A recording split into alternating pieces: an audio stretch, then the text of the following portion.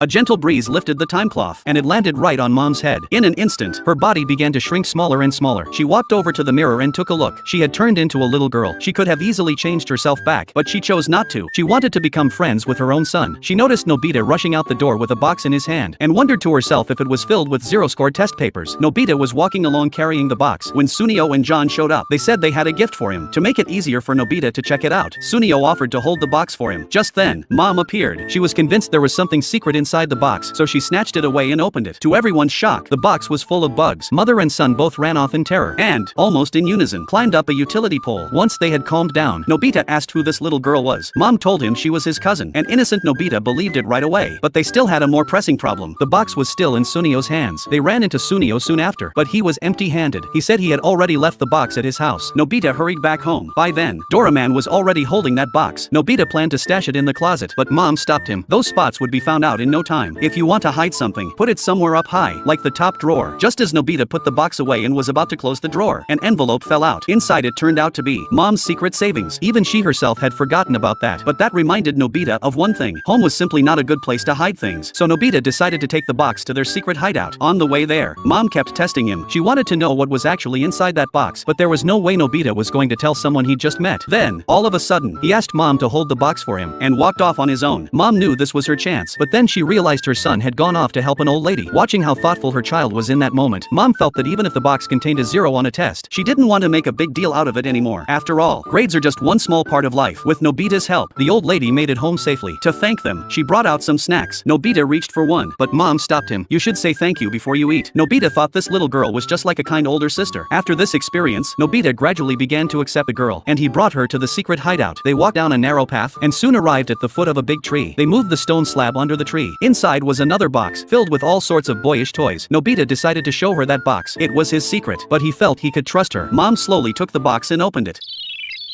これママへのプレゼントなんだ。何見てるの？あのスカーフ、ああいう綺麗な色欲しいなと思って。